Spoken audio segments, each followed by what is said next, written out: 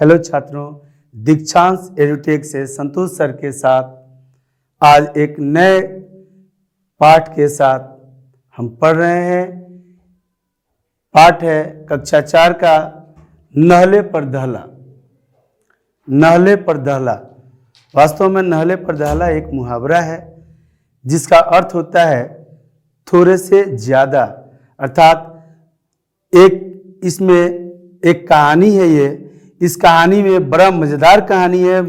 ये कहानी बहुत ही मज़ा देने वाली है।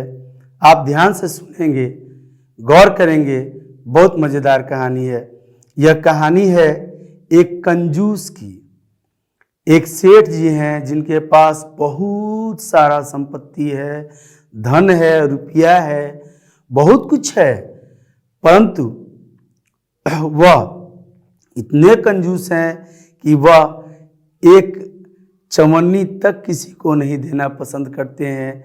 चाहे भीख मांगने वाले हों, चाहे कोई मित्र हो, सज्जन हो, वह किसी का सहयोग नहीं करते, बल्कि अपने पैसे को छुपा के रखते हैं, बटोर के रखते हैं। यहाँ तक कि स्वयं पर भी खर्च नहीं करते, उनके घर वाले भी उनसे परेशान हैं। ऐसे में एक ठग ने उन्हें सबक सिखाया है। अब कैसे सबक सिखाया है इस पाठ में हम देखेंगे। नहले पर दहला, यह पाठ बहुत ही रोचक और मनोरंजक पाठ है।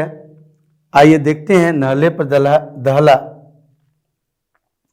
नहले पर दहला, एक सेठ बहुत कंजूस था। क्या था? एक सेठ क्या था? बहुत कंजूस था। कंजूस किसको कहते हैं? कंजूस को सूम भी कहते हैं। कंजूस कहा जाता है जिसके पास संपत्ति तो हो, जिसके पास रुपये, पैसे, धन दौलत आदि हो, परंतु वह खर्च करना चाहता नहीं हो, उसे क्या कहते हैं? कंजूस। एक सेठ बहुत कंजूस था। वह किसी को एक पैसा तक दान नहीं देता था। दान शब्द का महत्व अपने आप में होता है। दान अर्थात किसी को देने के बाद फिर उसे लिया न जाए, वह दान होता है। उसके जैसा सूदखोर भी कोई दूसरा नहीं था। सूदखोर किसको कहते हैं बाबू?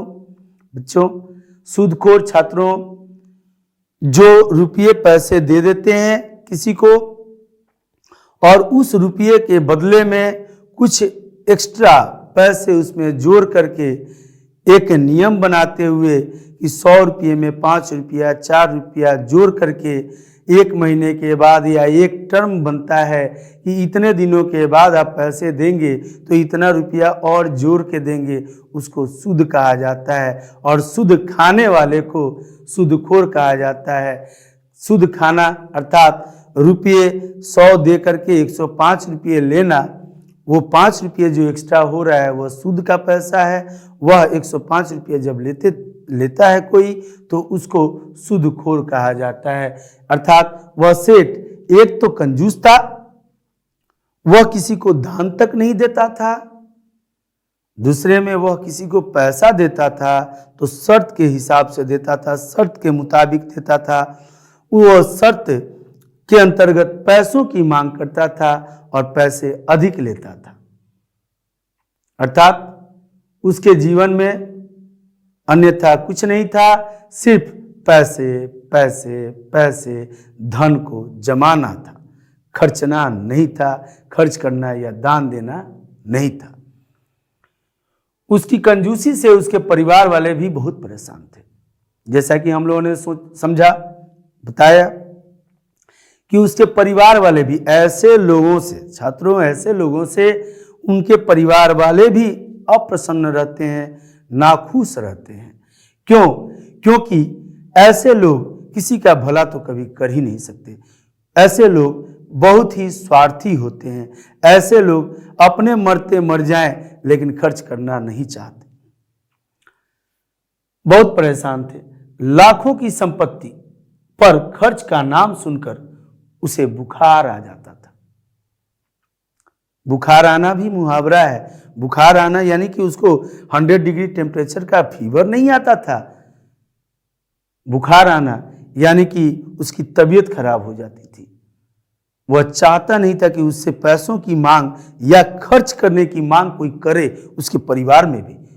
मान लो कि ऐसे व्यक्ति में अगर उसके पुत्र या पुत्री, बेटे बेटियां भी उनके अगर कहते होंगे कि पापा एक लॉलीपॉप ला के दे दीजिए, तो डांट देते थे, भागो, पैसा कहाँ है, पैसा नहीं है, खर्च करने, खाली खर्च करते रहता है, भागो, इस तरह से डांट देते थे।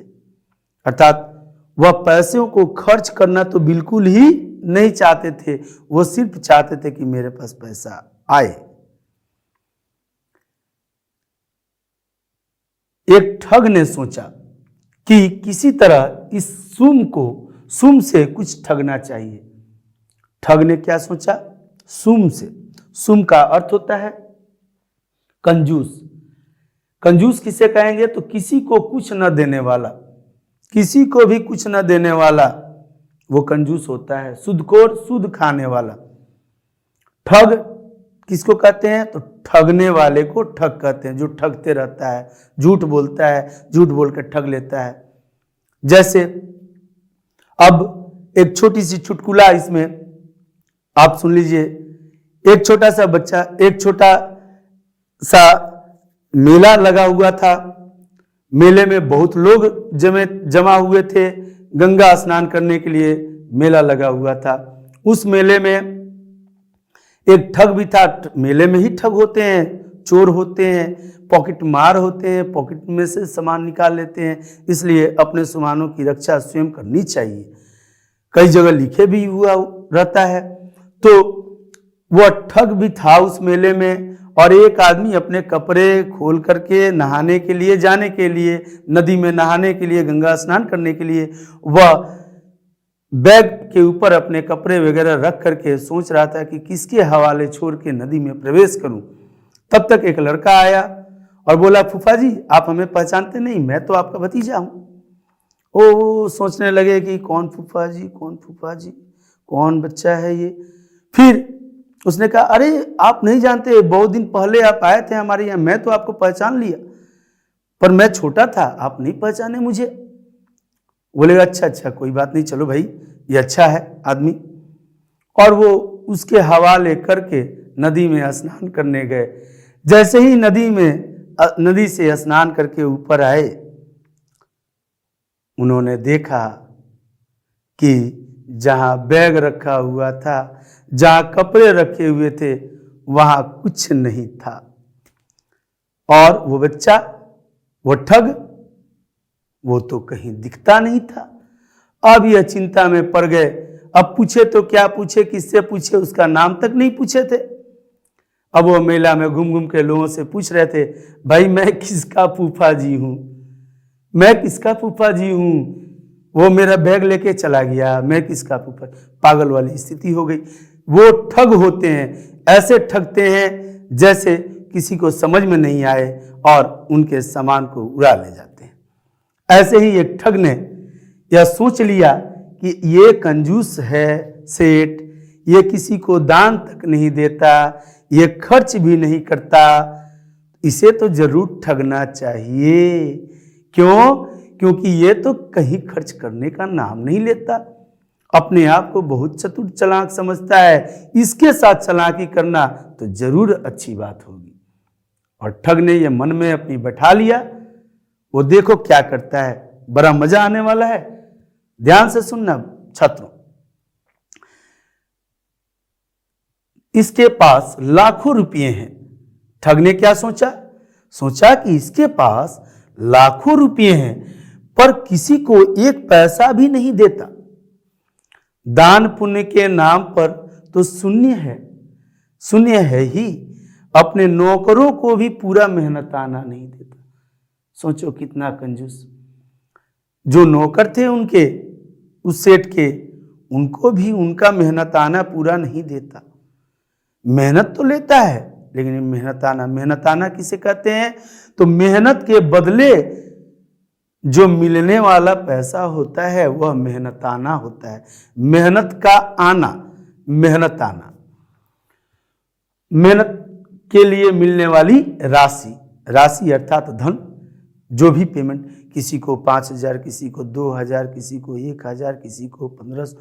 आपने देखा होगा जो भी मजदूर हमारे घर के बिल्डिंग वगैरह बनाते हैं, उनका एक मेहनत करते हैं तो उनका एक मेहनताना बनता है। कोई भी कल कारखाना में मजदूर काम करते हैं तो उनका मेहनताना होता है। ठीक उसी तरह से सेठ के पास भी कुछ लोग काम करने वाले थे और उनका मेहनताना भी बनता था, परंतु सेठ इतना कंजूस था कि उन्हें मेहनताना भी ढंग से नहीं देता था। जो अपने परिवार वालों को, अपने बच्चों तक को चॉकलेट बिस्किट में भी डांट देता था, वह भला मेहनत कश लोगों के मेहनताना को क्या देता। इतना कंजूस था। और उसे ठगने के लिए एक ठग ने सोच लिया था और मन भी बना लिया था। देखिए कैसे ठगता है वो।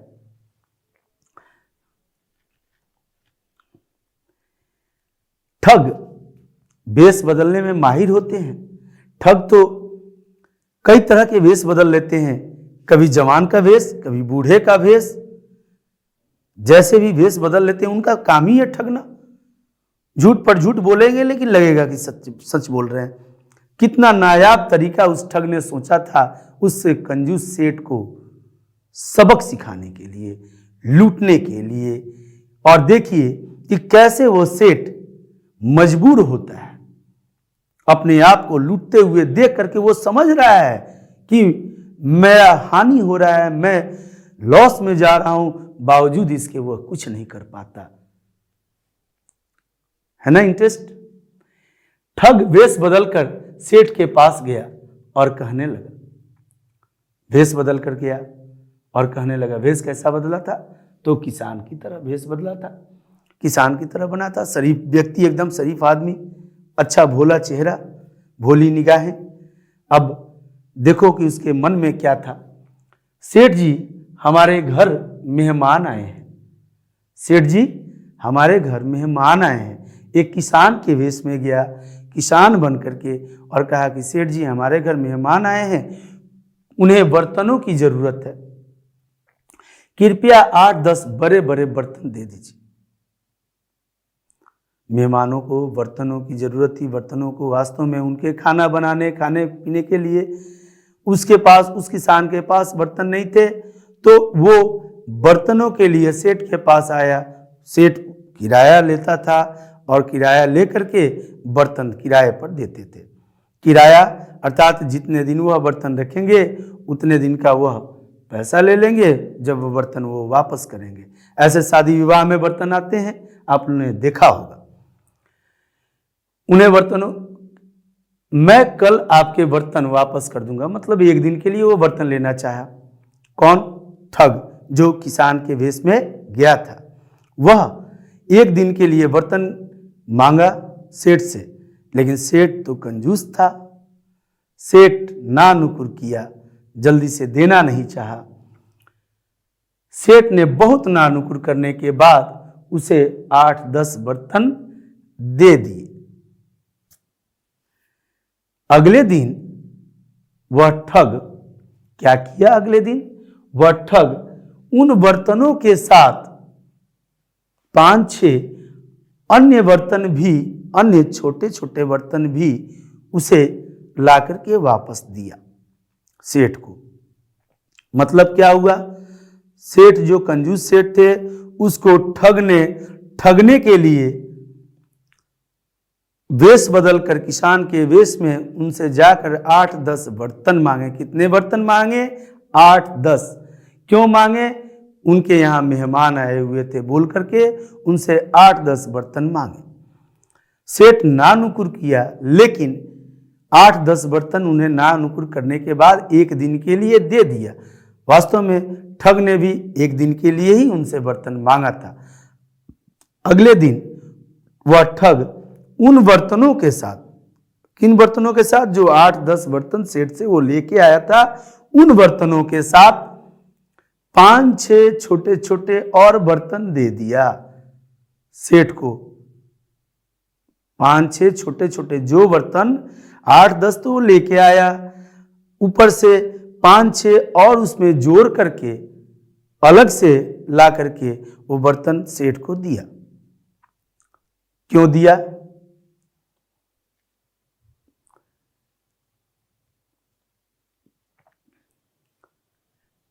क्यों दिया, इसका जवाब हमें यहां मिलने वाला है।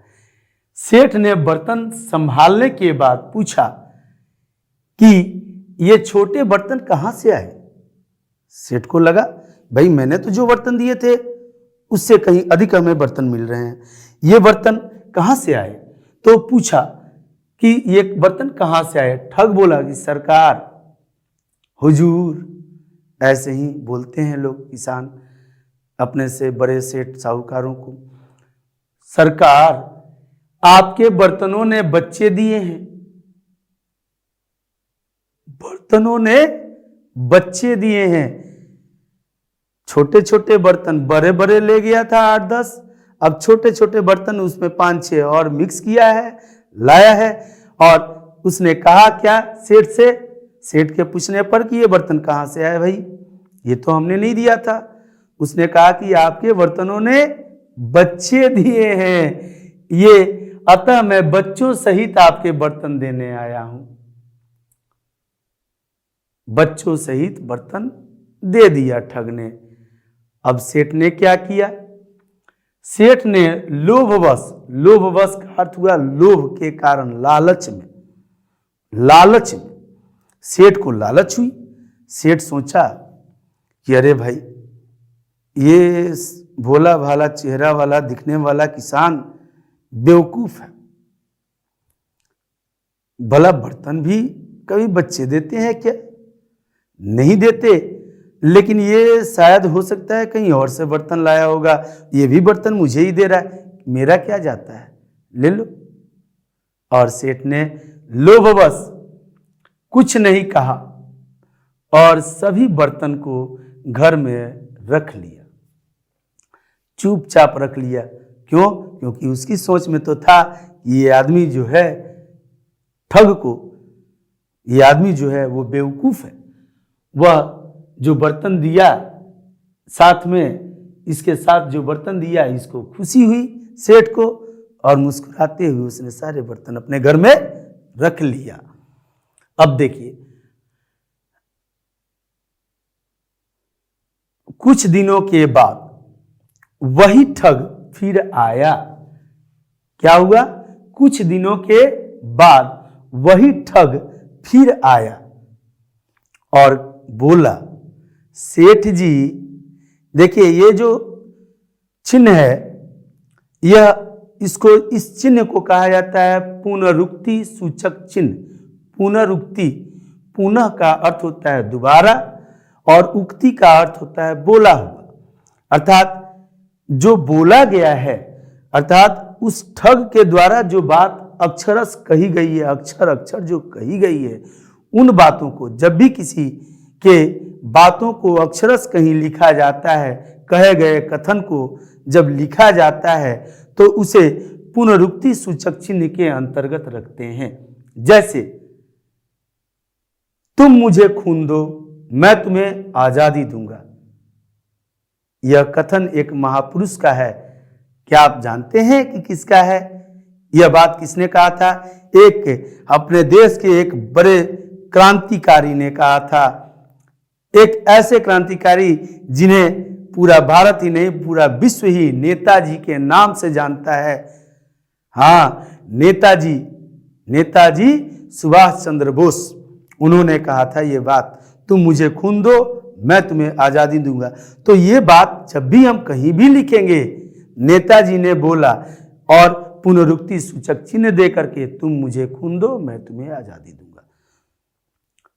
स्वराज हमारा जन्मसिद्ध अधिकार है। इस तरह के कई उदाहरण हैं जो पुनरुक्ति, अर्थात किसी के द्वारा कहे गए कथन को अक्षरश जब हम लिखते हैं, उसी कथन को लिखते हैं, तब हम पुनरुक्ति सूचक चिन्ह के अंतर्गत लिखते हैं। अब यहां पर ठग ने कहा, सेठ जी परसों लड़की का विवाह है, इसलिए अब की बार आप कुछ दिनों के लिए सोने चांदी के बर्तन दे दीजिए। इस बार ठग ने क्या कहा? ठग ने कहा कि सेठ जी परसों कल के बाद वाले कल, परसों लड़की का विवाह है, इसलिए कुछ दिनों के लिए मुझे सोने और चांदी के बर्तन दे दीजिए। शादी विवाह में अक्सर सोने चांदी के बर्तनों की आवश्यकता पड़ती है, कभी पूजा के लिए, कभी कुछ काम के लिए, कभी कुछ काम के लिए, कभी देने के लिए, कभी तिलक चलाने के लिए इत्यादि। अब वह उनमें से ही कुछ कामों के लिए बर्तन सेठ जी के पास लेने आया।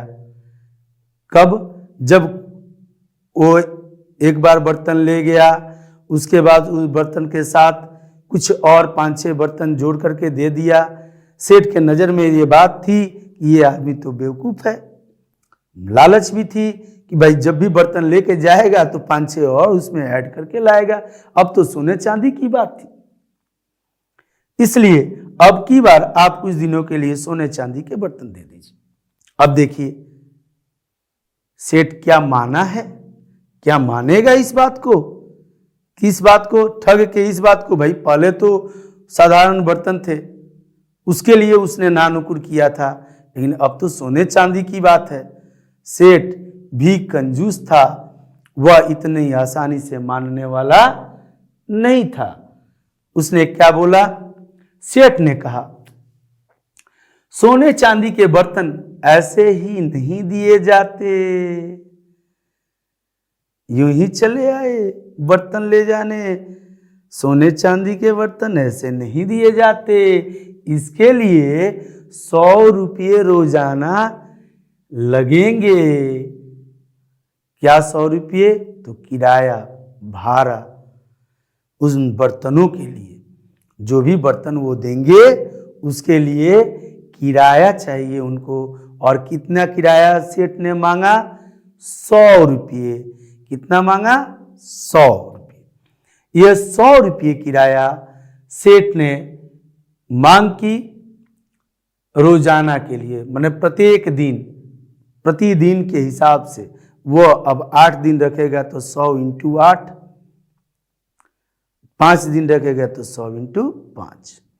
इसलिए ठग बोला, सेठ जी मैं 1 दिन का किराया तो अभी दे देता हूं। और उसने 100 रुपये निकाल करके दे दिए। 1 दिन का किराया तो अभी दे देता हूं, आप मुझे तो जानते ही हैं, आप तो मुझे जानते ही हैं। मैंने पहले भी आपके बच्चों सहित बर्तन वापस किए हैं। उस बात को दोहराया वो कि आप तो हमें जानते हैं सेठ जी, मैं तो आपको ला करके दिया था बर्तन, आपके जो 1 दिन के लिए लेके गया था, और बर्तन ने जो बच्चे दिए थे वो उन बच्चों के साथ वापस मैंने किया था। 1 दिन का किराया तो मैं अभी दे देता हूं, आप ले लीजिए और मुझे बर्तन दीजिए। आप किराए की चिंता बिल्कुल मत कीजिए। किसकी चिंता मत कीजिए? किराए की चिंता। ध्यान दीजिएगा छात्रों, इस प्रत्येक लाइन में एक प्रश्न है, प्रश्न छुपा हुआ होता है। जब प्रश्न आता है सामने तब कई छात्र पन्ना पलटने लगते हैं, ढूंढने लगते हैं। वो न हो इसलिए सिर्फ ध्यान से सुन लेंगे, याद हो जाएगा। उसने क्या कहा कि आप भरोसा कीजिए मेरे ऊपर और मुझे दीजिए। मैंने पहले भी आपको बर्तन आपका लेके आया था, और वो बर्तन वापस करते समय में जो बर्तन आपके बर्तन द्वारा जो बच्चों को जन्म दिए था बर्तन, उन बर्तनों को भी मैं वापस कर दिया था और आपका किराया भी दे दिया था। इस बार भी आज का किराया 1 दिन का तो मैं दे देता हूँ, इसके बाद जितने दिन मैं रखता हूँ अपने पास उतने दिन की किराया आपको मैं दे दूंगा। आप निश्चिंत होकर के मुझे बर्तन दे दीजिए। मैं 100 रुपये प्रतिदिन दूंगा।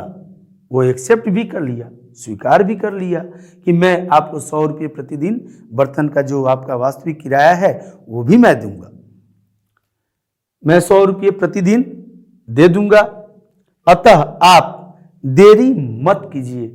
अतः आप अब देर मत कीजिए, क्योंकि परसों ही मेरी बेटी की शादी है। सेठ जी मुझे दे दीजिए। वह रिक्वेस्ट किया। और उसके रिक्वेस्ट पर अब सेठ सोचने लगा, सोचो सेठ दिया होगा या नहीं, क्योंकि इस बार साधारण बर्तन नहीं, सोने चांदी की बर्तन की बात थी। किराया का अर्थ होता है भाड़ा। सेठ तो जरूर देगा क्योंकि लालची तो था। ठग की बात सुनकर सेठ मन ही मन बहुत खुश हुआ। मन ही मन क्यों खुश हुआ? क्योंकि चुपचाप पिछले बार बर्तन रख लिया था। इस बार भी उसके मन में ये लालच हुआ कि अरे ये तो बेवकूफ आदमी है, ये आदमी तो फिर सोना चांदी का बर्तन ले जाएगा और 5-6 वापस लाएगा मेरे उसके साथ साथ। और ये लालच थी। छात्रों, लालच बुरी बला है। लालच जब भी कोई करता है उसे निसंदेह धोखा ही प्राप्त हुआ है, कभी उसे फायदा नहीं हुआ है। उसने 15-20 हजार के बर्तन, 15-20 हजार, 100 रुपये रोजाना भाड़ा में 15-20 हजार के बर्तन उसने उस ठग को दे दिए। देखो लालच में ठग ने बर्तन ले जाकर बाजार में बेच दिया। ठग देखो पिछली बार बर्तन लेके गया था तो अगले दिन वापस किया, उसमें भी कुछ बर्तन इंक्लूड करके वापस किया, लेकिन इस बार सेठ के पास से बर्तन लिया। किन चीज़ों की बर्तन? दूसरी बार सेठ के यहाँ से बर्तन लिया, किन चीज़ों की? सोने और चांदी की। सेठ के यहाँ से सोने और चांदी की बर्तन को लेकर के ठग ने क्या किया? बाजार में ले जाके बेच दिया।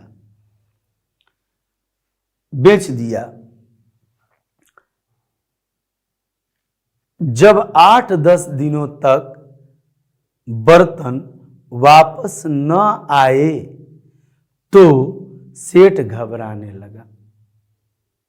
8-10 दिनों तक जब बर्तन नहीं आए तो सेठ को घबराहट हुई, अरे क्या हो रहा है भाई, ये तो पिछले बार तो एक ही दिन के बाद ला के दिया था, ये तो कुछ दिनों का कह के 8-10 दिन, ये तो गड़बड़ कुछ न हो जाए, हमें कोई परेशानी न हो, इसलिए वह घबराने लगा।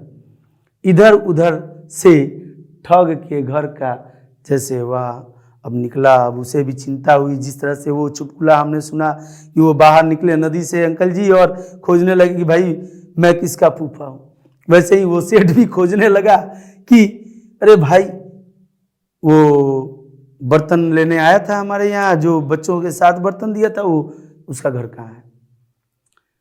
उस अंकल जी को तो नहीं मिला था, लेकिन सेठ को पूछने के बाद पता चल गया। ठग के घर का पता पूछता हुआ सेठ उसके घर पर पहुंचा। घर पर पहुंच गया सेठ, लेकिन अब क्या होगा सोचो। सेठ के पास से तो जो बर्तन लिए थे ठग ने, उसे क्या किया है? वो बेच दिया है। कहाँ? बाजार में दूसरे दुकानदार को बेच दिया होगा, और बेचने के बाद जो धन उसे मिला, पैसे मिल गए, वो उसके पास चले गए। 15-20 हजार के बर्तन थे, 100 रुपये में उसने खरीद लिया, उनको 100 रुपये ही दिया था। अब जब ठग के घर पर पता पूछते पूछते 8-10 दिन के बाद चिंता हुई सेठ को, तो पता पूछते पूछते वह कंजूस के घर तक गए हैं। जब घर पर पहुंचे हैं तो उन्होंने क्या देखा? वहां उसने देखा कि ठग बाल मुड़ाए हुए है। बाल मुड़ाना यानी बाल सफाचट, बाल नहीं थे उसके सर पे, वह पूरा मतलब टकला हो गया था। रोनी सूरत बनाए घर के बाहर बैठा था। ठग जब सेठ पहुंचे हैं ठग के दरवाजे पर, ठग के घर पर, तो देखे हैं कि उसके बाल मुड़े हुए हैं, बाल है ही नहीं, और रोनी सूरत बना करके वो बैठा है। रोनी सूरत, जैसे ऐसा कभी स्थिति होता है जब घर में कुछ अशुभ हो जाए, जब घर से कोई विदा हो जाता है तो ऐसा होता है, और उसी तरह की वह सूरत बना करके बैठा है ठग। हो सकता है ठग तो ठग था, ठग को तो ठगना ही था सेठ को, वह दिमाग चलाया था और अपना मन बना करके ठगने के लिए ही वह सेठ के पीछे लगा था। वह जैसे ही उसको पता चला कि ठग मेरे घर का एड्रेस पूछ रहा है, आएगा ही जरूर, उसने अपना गेटअप चेंज किया और अपना मुंडन करा लिया, माथा मुड़वा लिया और मुंह बना के बैठ गया, जैसे बहुत दुखी हो। वास्तव में उसके दुख का कारण क्या था देखा जाए। सेठ जी को देखते ही ठग बोला, सेठ जी आपने मेरे साथ बड़ा धोखा किया है। सेठ जी आपने मेरे साथ बड़ा धोखा किया है। ये किसने कहा? ठग ने कहा। किससे कहा? सेठ से कहा। बताओ, एक तो ठग ने सेठ की बर्तन को लेकर के बेच दिया है और उसके बाद से क्लेम भी लगा रहा है सेठ के ऊपर ही कि सेठ जी आपने धोखा किया है मेरे साथ। ये कैसे संभव होगा? सेठ ने आश्चर्य से पूछा, वाह भाई, आज तक तुमने मेरे बर्तन वापस नहीं किए, अब धोखे की बात मुझी से कह रहे हो? सेठ को आश्चर्य हुआ कि वाह भाई, मेरे बर्तन तुम लेके आए और मुझे ही धोखेबाज कह रहे हो, मेरे बर्तन भी वापस नहीं किए और मैं धोखाबाज कैसे भाई? ठग बोला, देखो क्या तर्क देता है, कितना मजेदार लगने वाला है। सेठ जी आपने मुझे मरणासन बर्तन दिए थे। मरणासन, मरणासन का अर्थ होता है अधमरे, माने आधा मरा हुआ बर्तन था। वो बर्तन मरने योग्य था, मरने लायक था, मरणासन था, मरण के आसन पर स्थित होने वाला। बर्तन भी भला मरते हैं क्या? मरणासन बर्तन दिए थे, घर आते ही सभी बर्तन मर गए। घर आते ही सभी बर्तन मर गए। मुझे उनका दाह संस्कार करना पड़ा। भाई कोई मर जाते हैं तो उनका क्या करते हैं? हम दाह संस्कार करते हैं, अर्थात उनको अग्निदान करते हैं या फिर भूमि दान करते हैं। उनको मतलब कहीं ना कहीं उनको उनका अंतिम संस्कार करते हैं। अतः ठग ने कहा कि उन बर्तनों का, जो बर्तन आप मरणासन दिए थे, माने मरने के एकदम कगार पर था, वैसे आपने बर्तन दिया था और वो बर्तन हम जैसे ही घर लेके आए वो मर गए। मरने के बाद उनका हमको अंतिम संस्कार करना पड़ा और उस अंतिम संस्कार में माने और 13वीं में, माने अंतिम संस्कार 13वीं में भोज जो होता है अंतिम संस्कार के अंतर्गत, उसमें 800 रुपये भी खर्च करने पड़े हैं। आप 800 रुपये अभी निकालिए। सेठ पहले ही आश्चर्य में पड़ा हुआ था, अब तो हार्ट अटैक वाली भी बात हो गई उसके साथ। उसके बाद जैसे ही सेठ पहुंचे हैं उसके दरवाजे पर, उसने रोना धोना शुरू किया कि सेठ जी आप धोखेबाज हैं। पहले तो आश्चर्य सेठ को ये हुई कि भाई मैं कैसे आश्चर्य, मैं कैसे धोखेबाज। उसने कहा कि वाह भाई, तुमने मेरे बर्तन लाए और वापस भी नहीं किए, उल्टे में मुझे ही धोखेबाज बोलते हो, उल्टा चोर कोतवाल को डांटे। मेरे ही बर्तन तुमने लाया, मुझे ही बर्तन वापस नहीं किए और मुझे ही धोखाबाज भी कह रहे हो, ये कैसे? सेठ को आश्चर्य हुआ। दूसरा झटका लगा जब ठग ने कहा कि आपने बर्तन तो मरने योग्य जो बर्तन थे वही हमें दिए थे, अब वो बर्तन जैसे ही मैंने घर में लाया वो मर गए। मरने के बाद उल्टे में मुझे तो उनका अंतिम संस्कार भी करना पड़ा, जिसमें 800 रुपये भी खर्च हुए। निकालिए मेरे 800 रुपये। अब ये डबल झटका किसको? सेठ को। सेठ का दिमाग खटक रहा था, कुछ समझ में नहीं आ रहा था कि ये ठग बेवकूफ इतना बुद्धिमान हुआ कैसे, इतना चतुर कैसे हो गया। भला बर्तन भी मरते हैं क्या? देखिए आगे। यह कहकर वह छाती पीट पीट कर चिल्लाने लगा। कौन? ठग। कि हाय रे, मेरे 800 रुपये भी चले गए और बर्तन भी मर गए, अब यह सेठ धोखा दिया मुझे। हाय राम, इस सेठ ने जानबूझकर मुझे मरणासन बर्तन दिए, मेरी तो नाक कट गई। माने बेटी की शादी थी, उसकी लड़की की शादी थी, उसकी नाक कट गई। नाक कट गई भी एक मुहावरा है जिसका अर्थ होता है इज्जत जाना, प्रतिष्ठा का हनन होना, सम्मान का विलय होना, सम्मान को ठेस पहुंचना, अर्थात नाक कटना इज्जत के साथ जुड़ा हुआ मुहावरा है। सम्मान, प्रतिष्ठा का हानि होना। नाक कट गई, सेठ के तो प्राण सूख गए। हार्ट अटैक नहीं हुआ वही बहुत है, प्राण सूख गए। वह बोला, अरे यह क्या बक रहे हो, क्या बर्तन भी कभी मरते हैं? सेठ ने कहा कि अरे ये क्या बक रहे हो, बर्तन भी कभी मरते हैं? देखो अब क्या तर्क देता है वो ठग, दिमाग घूम जाएगा सेठ का। ठग बोला, सेठ जी जब बर्तन मरते नहीं, जब बर्तन बच्चों को जन्म देते हैं तो मर क्यों नहीं सकते? क्योंकि पिछली बार की बात तो उसने याद दिलाई कि बर्तन, छोटे छोटे बर्तनों को जन्म दिया था और उसने वापस भी किया था और सेठ चुपचाप रख लिया था। उसने कहा कि सेठ जी पिछली बार तो बर्तनों ने बच्चे दिए थे जन्म, तो मैंने आपको दिया था, आपने रखा था। तो जब बच्चे जन्म दे सकता है बर्तन, तो मर क्यों नहीं सकता?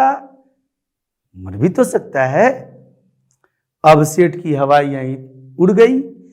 इतना कहकर सेठ से झगड़ने लगा। उनका झगड़ा सुनकर आसपास के लोग जुटने लगे। आसपास के लोग भी तो उससे खफा थे सेठ से।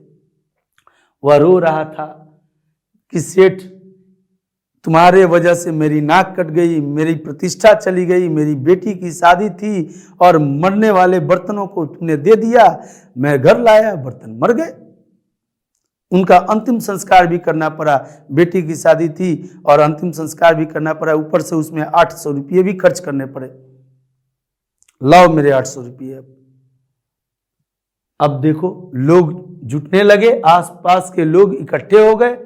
सेठ ने अपनी बदनामी के डर से, क्योंकि सेठ तो जानता था कि मैंने तो इसके पिछले बार जो बर्तन इससे हमने लिए थे उसमें छोटे छोटे बर्तन भी इसने दिया था और ये भी बात कही थी इसने कि ये बर्तन जन्म दिए हैं इन बच्चों को, इसलिए मैं वापस कर दे रहा हूँ। अब भाई जब मैंने ले लिए हैं उस बर्तन को, आज मैं इनकार करता हूँ मरने से बर्तनों के, तो फिर मैं ही दोषी होऊंगा। और इस दोष को न लगने देने के लिए सेठ जान रहा है, समझ रहा है कि यह आदमी मुझे ठग रहा है, बावजूद इसके वह कुछ नहीं कर पा रहा है। क्यों? क्योंकि वह लालच में था और लालच में उसे अब हानि ही उठानी पड़ेगी। अतः सेठ ने अपनी बदनामी के डर से उस ठग को चुपचाप 800 रुपये दिए और मुंह लटका कर वापस चला गया। अर्थात 15-20 हजार के बर्तन भी और 800 रुपये भी। सेठ से ठग ने कितने धन की, कितने संपत्ति को ठगा? तो 15-20 हजार के बर्तन थे और 800 रुपये नगद। इतना संपत्ति ठग ने सेठ से ठग लिया था और सेठ समझने के बाद भी लालच के कारण, अगर वह लालच में 5-6 बर्तन नहीं रखता और उसी समय कह दिया होता सेठ से कि अरे भाई ये बर्तन जरूर किसी और के होंगे या तुम्हारे होंगे, ये मेरे नहीं हो सकते, और बर्तन कभी बच्चे नहीं देते, ये तो निर्जीव होते हैं, इसमें तो जीवन होता ही नहीं है, तो बात वहीं खत्म हो जाती। लेकिन वो तो लालच में था, उसको तो सिर्फ चाहिए चाहिए चाहिए चाहिए। लो अब दो, दिए। लोगों को ये विश्वास, लोगों के डर से कि भाई हमारी बदनामी हो जाएगी, उसने उसको दे करके और चुपचाप अपने घर चला गया। ये नहले पर दहला अर्थात सेठ जो किसी के लिए एक पैसे खर्च नहीं करना चाहता था, जो अपने परिवार वालों के लिए भी नहीं करना चाहता था, जो किसी को दान तक नहीं देता था, एक भिखारी को भीख तक नहीं देता था, वही सेठ ठगने के बाद मुंह बनाकर ठगा गया है महसूस होने के बावजूद भी चुपचाप वहां से रुखसत हो जाता है। यह है नहले पर दहला। आशा करते हैं पाठ बहुत ही रोचक, रोमांचक और मनोरंजक लगा होगा और इसी के साथ पाठ की समापन